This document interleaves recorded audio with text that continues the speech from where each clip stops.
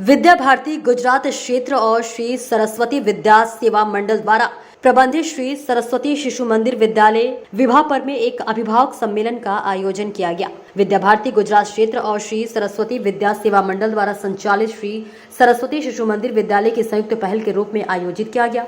इस अभिभावक सम्मेलन में नागालैंड प्रांत के संगठन मंत्री पंकज सिन्हा जी विशेष रूप से उपस्थित रहे।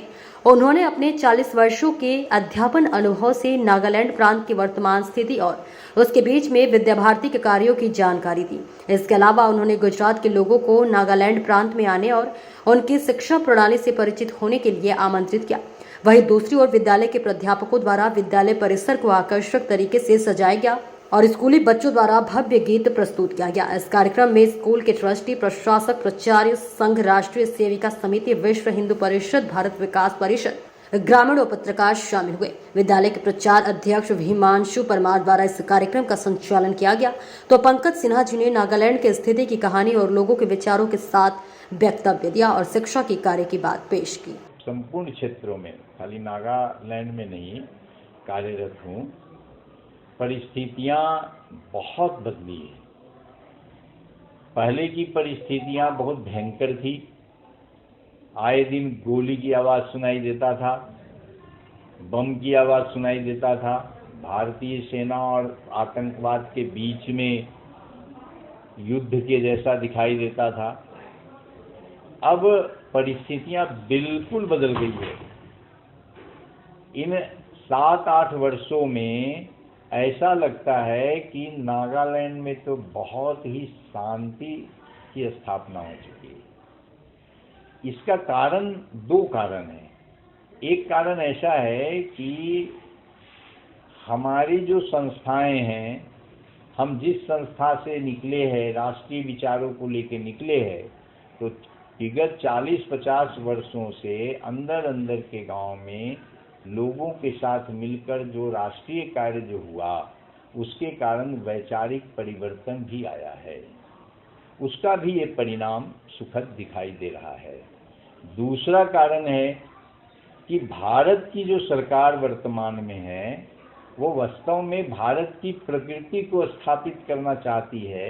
इसलिए सबको एक साथ लेके चलने की मानसिकता है। तो हम आपके हैं, आप हमारे हैं, इस भावना से जो मानसिकता का विकास हुआ है, उसका भी बहुत अच्छा परिणाम नागालैंड में दिखाई देता है। आतंकवाद ठंडे बस्ते में चले गए। अब उस प्रकार की परिस्थितियां कहीं नहीं दिखाई देती है। अखिल भारतीय शिक्षा संस्थान का विद्यालय है। उस विद्यालय में हम आए हैं विद्या भारती गुजरात प्रदेश की योजना से, और विद्या भारती नागभूमि में, नागालैंड में विद्या भारती का कार्य कैसा चल रहा है, वहाँ की जो परिस्थितियाँ हैं कितनी बदली है, उसकी चर्चा करने ही यहाँ पर हम आए हैं।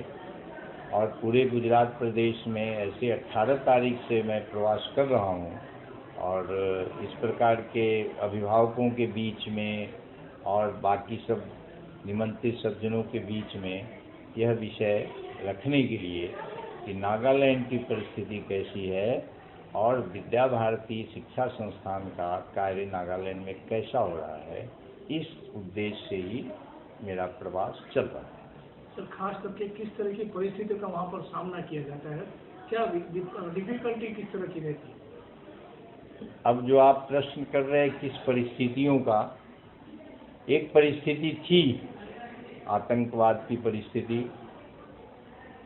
चर्च का भय, जिससे कि अंदर के गांव में, नागालैंड के अंदर में जाने में एक अपने आप भय का तो वातावरण था। लेकिन जैसे जैसे उनसे निकटता बढ़ गई, वैसे वैसे अपने आप वो भय समाप्त होता गया।